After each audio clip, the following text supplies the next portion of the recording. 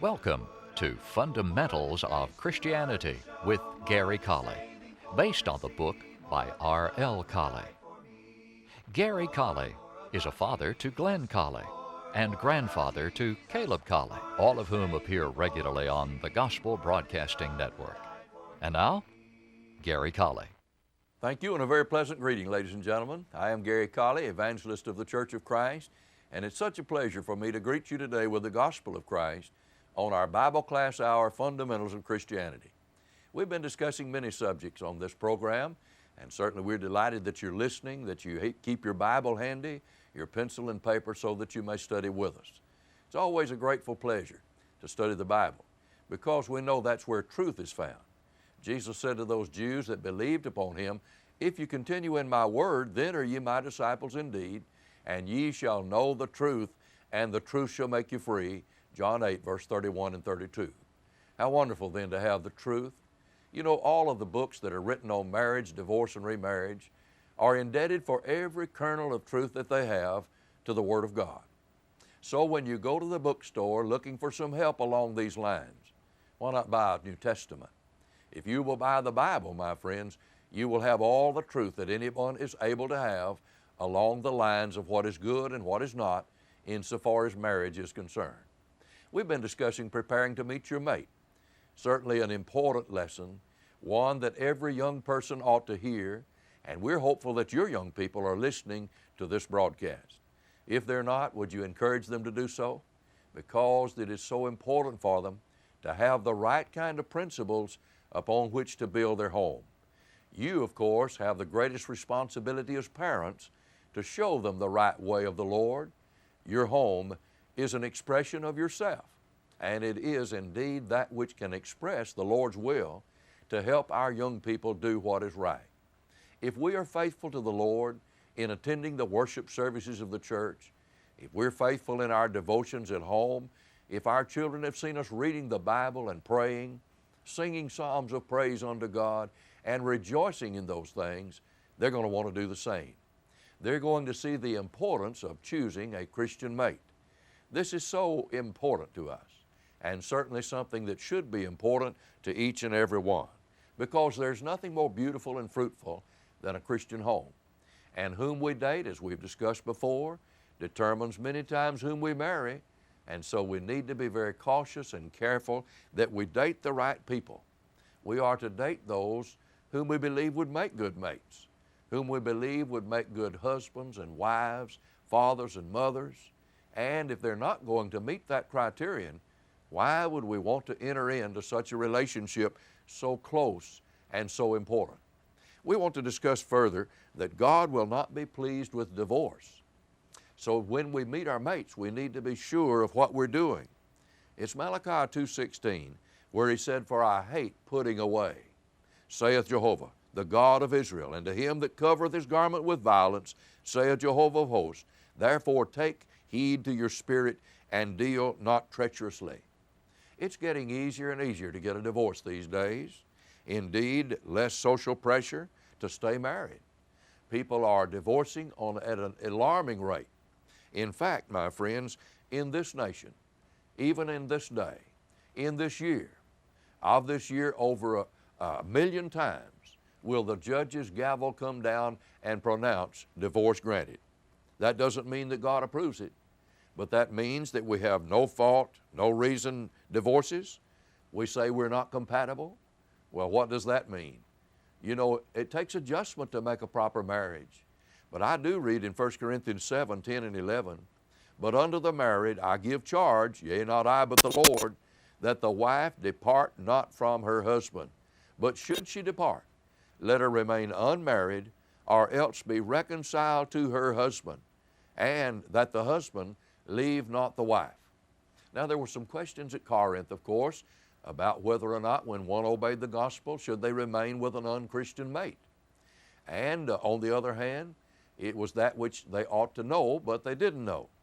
And he says here, if they depart, let them remain unmarried. Why? Because the marriage relationship is for life. And therefore they're not permitted on this charge where there is no adultery or fornication. They're not allowed to remarry. Let them remain with their spouse, with their mate, and that, of course, is important for us to see. One can't break up a home without breaking a lot of hearts. And if that's going to break hearts, my friends, we need to consider it long before it ever happens, don't we? If we disregard God's wishes for our success and happiness in marriage, is bitterness and emptiness and loneliness and regret and failure in our future? Without a doubt it is.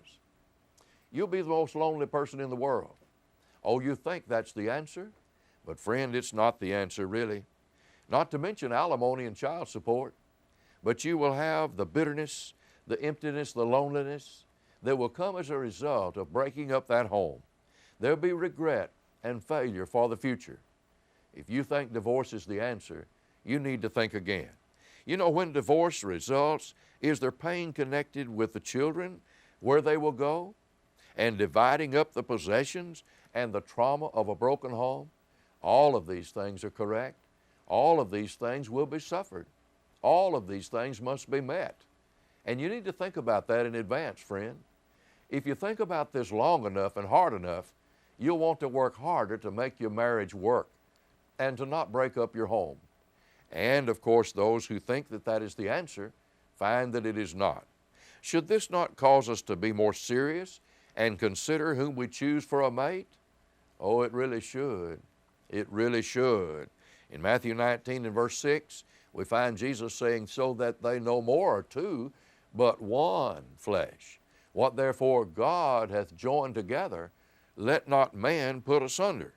It's not a light decision then, is it, to get a divorce? That's a big decision. It's a big decision because God hates putting away. Used to be years ago, there were at the railroad crossings signs that said, stop, look, and listen.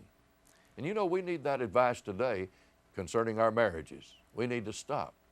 We need to get help if we have problems. And friends, let me advise you this way. Do not wait until the home is broken before you ask for help.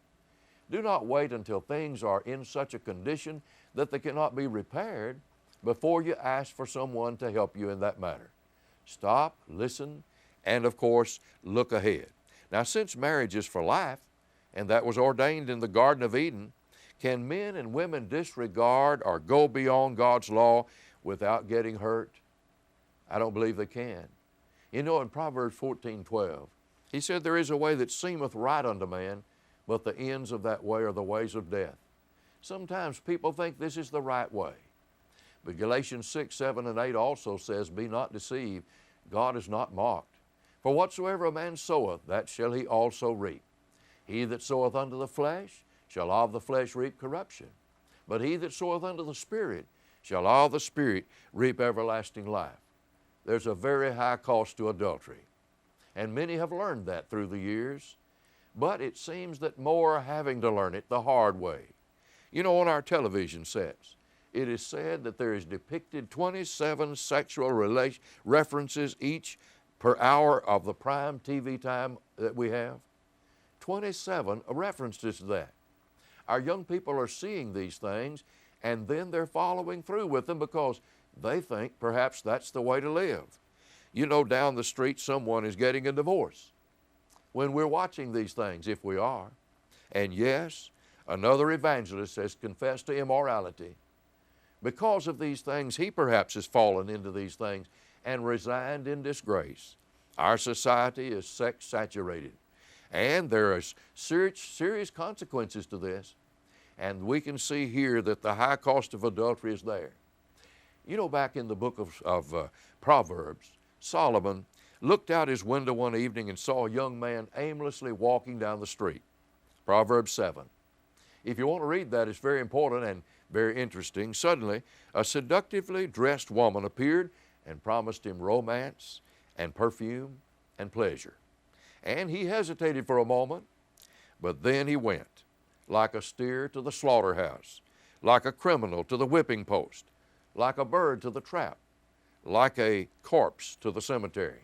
And so because of that, we find that these things which happened to him were difficult for him. Proverbs 7, 22 through 27. What do you lose, my friends, when you enter into an immoral relationship? This gives the answers. Proverbs 5, 9, He says here, remove thy way from her, and come not nigh to the door of her house, lest thou give thine honor unto others, and thy years unto the cruel. They'll take their toll, won't they? Never fails. So here, a man who has lost his marriage, his family, his respect, and others, his influence, his reputation that he took a lifetime to build, he can lose it in only a few moments. He loses his honor. He loses also his wealth. Proverbs 5 and verse 10, Solomon said, lest strangers be filled with thy strength or wealth, and thy labors be in the house of an alien. Shame and ruin and destruction will come. And so here he's talking about losing his wealth. Those in a second or third marriage are often their heads up over them in alimony and child support. And God decrees that one who cannot manage his sexual desires may be also a poor money manager. And so we need to think along that line. Third of all, a man loses his health. Here in Proverbs, the 5th chapter, verse 11, he said, and thou mourn at the latter end when thy flesh and thy body are consumed, and say, how have I hated instruction? I should have listened, in other words. And of course my heart despised reproof. Well, this is so sad, because the Center of Disease Controls in Atlanta says that the number of sexual transmitted diseases these days is over 24. Can you imagine that? Can you chance that? Can you deal with that, my friends? Once you have come into this relationship, your health may certainly be in danger. There is syphilis and gonorrhea. There is that which is resistant now to penicillin. It doesn't work on it anymore. And 3 decades of prostitution and penicillin have finally caused us to give up.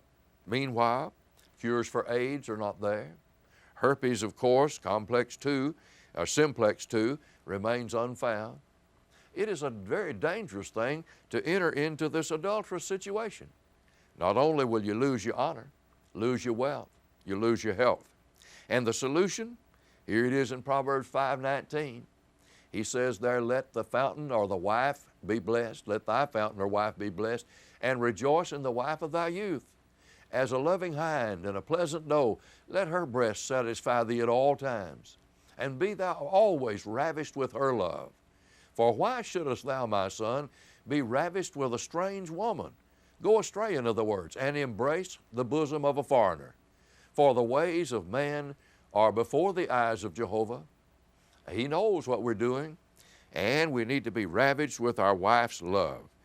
Ravaged here is a Hebrew language, a word that means to be intoxicated. We need to be very much so exhilarated with our mate's love. That's indeed what God intended. Many a man has been reduced to a piece of bread simply by an extra fling, Proverbs 6 and verse 26. And you know, for many blessings await those who work to keep their romance in their marriage. There are so many blessings that we could not count them all, but God is not pleased with divorce. Now let me notice further today that every marriage has adjustment problems. We have no doubt about that. That's something we've suggested before, but there must be adjustments made. Every sociologist, physiologist, every preacher realizes that that is true. It takes time for 2 lives to grow together. But since God hates putting away and seeks to direct us by His pattern, should we not strive diligently to make those adjustments? Indeed, remembering what the Lord said in Matthew 19:9, I say unto you that whosoever, that's a universal term, isn't it? Whosoever shall put away his wife, that's divorcer, except for the cause of fornication, and shall marry another, committeth adultery. And he who marrieth her which is put away doth commit adultery. So when we look at this matter, we realize it's a serious matter demanding very mature thinking. Until we become mature in our thinking, we should not seek for a mate. But that is the time to do so when we do become mature in our thinking. In Ephesians, the 4th chapter, verse 26-27, there Paul said, be angry and sin not. In other words, be not angry over an unjust cause. Some people get angry over everything, but they really shouldn't. Let not the sun go down on your wrath or your provocation, neither give place to the devil by being tempted to get revenge. Every married couple needs to memorize those verses, don't they? Let not the sun go down on your wrath. Do not let the sun go down before you settle your problems, before you get those things out of the way, so that you may sleep better, so that you may be happier, so that your mate may be brought back into reconciliation, that is, friendship with you. And it ought to be, shouldn't it? In Malachi 2:16, remember, God hates putting away. And if He hates it, my friends, it's not going to be good for us, is it? Do you remember hearing that hillbilly song that said our marriage was a failure, but our divorce ain't working either? Well, that's really true, isn't it? When some people think about divorce, they're thinking about the wrong area. Is divorce a suitable answer to two people who are striving to live the Christian life? Well, Paul writes in Ephesians 5:15 through 17, look carefully how you walk, not as unwise, but as wise, redeeming the time, buying up the opportunity, for the days are evil. And be not foolish, but understand what the will of the Lord is. Now, when we understand what the will of the Lord is, we can walk correctly, can't we? To walk in the Bible means to live. And so look carefully how you live, not as unwise, but as wise. You know what a fool is? A fool is one who acts contrary to right reasoning. And these who would divorce at the smallest matter are fools. They're acting contrary to right reasoning. In 1 Corinthians 7, we again note what he said in verse 10 and 11. But unto the married I give command, yea, not I, but the Lord. The Lord has legislated about this matter. Let not the wife depart from her husband. Don't let her desert him. Don't let him be faithless to him. Nor, if she does depart, not divorce now, but voluntary separation, if they do that, let her remain unmarried, or else be reconciled to her husband, and let not the husband put away his wife. Well, that seems so simple, doesn't it? And yet it is profound. Divorce is not the suitable answer. Understanding all of the discord and the loss of self-respect and the sense of failure, does a divorce decree really make one's life easier? Oh no, my friends. It really makes it harder. It adds to the difficulties, doesn't it? Divorce is just one more step in the wrong direction.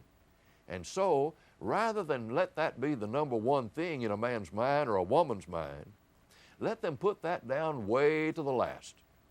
And then, of course, they will find the answers that they need to their problems.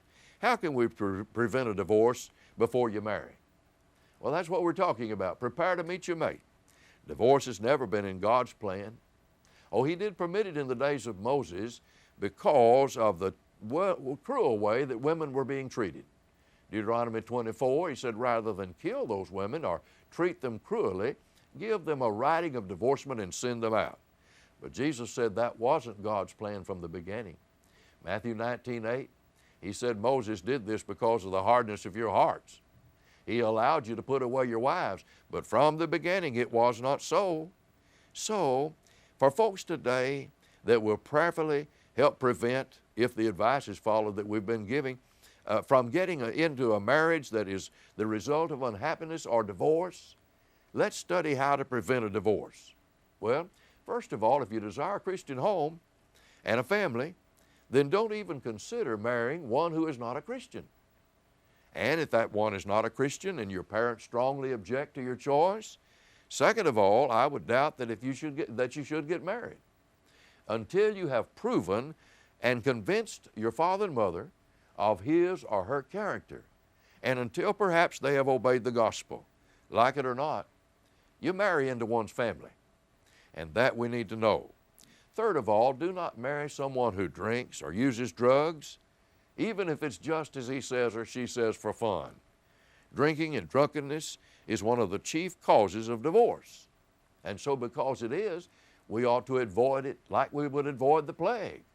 We ought to ask the questions, be sure we know the answers, before we get into the situation that is a lifetime situation. And then fourth of all, watch how your potential mate's parents treat each other. How do they treat each other? Because if you don't like it, remember, that's where he's been or she's been all of her life, and that's much to be desired or be expected that that's the way you'll be treated. So if you don't like it, don't marry them. Number 5, can he or she manage their finances? You know, finances is one of the greatest causes of divorce that we have today. And a young man who cannot manage his money, he, of course, when single, if he won't do it when he's married. If he can't do it when he's single, he can't do it when he's married. Many divorces come over marriage troubles with money. Then sixth of all, are they truthful? Can you trust them? Is their word as good as bond? My friends, that's so important because, you see, marriage is built on trust. And if one cannot be trusted, if you cannot have complete confidence in that person, do not marry them. And then number 7, can he or she hold a job? This is important too because you're going to need support for your family, and a person's ability to get along with others in his or her job is very important for you to know. A failure here indicates a flaw in the character of one and should be a danger sign to those who would marry them. So when we talk about these things, there are many difficulties in divorce. Definite principles should guide our choice for a mate, shouldn't they? Let's look at some of those. Settled judgment ought to be used upon our part. Does this person have spiritual values? That's certainly one of the most important things. And do they put them first? Matthew 6:33, you know, said, seek that first. And all these other things should be added unto you. Second of all, is this person an active member of the Lord's church? And can he help me go to heaven? And can he help our children go to heaven? Oh, that's a very, very important question, isn't it? Then third of all, does this person have proper qualities to be a good parent? You know, every person is not a good parent subject here. But if this one has good qualities, would raise our children up in the nurture and the admonition of the Lord, then we can rest assured that's going to make for happiness. Fourth of all, can I honestly give thanks for this person for the spiritual direction of their lives? Very important question, isn't it? Think about it seriously. Fifth of all, do I love this person enough to become one with him or her in God's sight? We're going to be one flesh. We're going to have one aim, one purpose, one desire, one interest. Do these things hold tight when we're thinking about this mate? And sixth of all, does my mate intend to have a biblical view of marriage and divorce? Do they have that thought that is given in Matthew 5:32-33? It hath been said, whosoever shall put away his wife, let him give her a writing of divorcement. But I say unto you, whosoever shall put away his wife, saving for the cause of fornication, causeth her to commit adultery. And whoso shall marry her that is divorced, committeth adultery. Very serious words, aren't they? We need to be sure that this one of our intended mates has a Bible view about marriage, divorce, and remarriage. And then seventh of all, is the love that we feel for each other agape love? Is it that unselfish love of 1 Corinthians 13? Are we willing to give and to be sure that we are giving completely to this person? Or is it just eros? You know, that's another Greek word for love. But eros is only selfish, personal gratification love. In Philippians 2:4, he said, look not every man to his own things or his own welfare, but every man also to the things of the welfare of others. Love is, according to the poet, slow to suspect, quick to trust. Slow to condemn, quick to justify. Slow to offend, quick to defend. Slow to expose, quick to shield. Slow to reprimand, quick to forbear. Slow to belittle, quick to appreciate. Slow to demand, quick to give. Slow to provoke, quick to help. Slow to resent, quick to forgive. Well, these are certainly important things, aren't they? Things that we ought to see. You know, someone a few years ago said, oh, I don't want to be a Christian. Just look what a Christian misses. Well, what does he miss? You don't know what you're missing, someone says. Being a Christian, well, you're missing all the fun. The fun of drinking and drugs, the fun of fornication, the fun of other things. Oh, I know what I'm missing, and I want to give you a brief list of what I've missed because I've chosen to live the Christian life. First of all, I've never had to check into a drug, alcohol, or rehabilitation center. I've missed that. I didn't want that rigorous drying out, and I still don't want it. Second of all, I've never had the pleasure, as they call it, of having to deal with a hangover to start a new day on. Is that a pleasure? Is that something we want? And then third of all, I've never once had to question my wife's love for me or doubt her fidelity because she was at the dance hall. Oh no. I've never, fourth of all, had to worry about practicing safe sex. You know, that is the contracting of social or lethal diseases due to promiscuous conjugation. When we come together with one whom we perhaps have not known very long, we may bring that home to our wife. We may bring it home to our husband. We may bring it to our children. What a sad situation. But you don't have to worry about that as long as you behave yourself, as long as you live in harmony with God's will. No, I've never had to worry about that. And then fifth of all, I've never had to worry about where the next meal is coming from due to gambling debts. Some people, so sadly, become overcome in gambling. Generally, when they advertise the casinos, they put a small, fast ending on that announcement that says, now, if you're having trouble quitting, call this number. But you know, by the time that someone calls that number, they may be out of a house, out of a family, out on the street, because they have so-called enjoyed not living the Christian life. Christian life doesn't allow that. So if you intend to do that, my friends, you need to think about it before becoming a Christian. Sixth of all, I've never lost sleep wondering whether or not disciplining and directing my children in the right way is warping their psychics. Oh, we have some very peculiar thinking along that line these days, don't we? People don't want to discipline their children, but the Bible commands it. And for children to grow up in the nurture and the admonition of the Lord, they need to learn to obey their parents. And parents, you need to enforce your word. It is certainly important.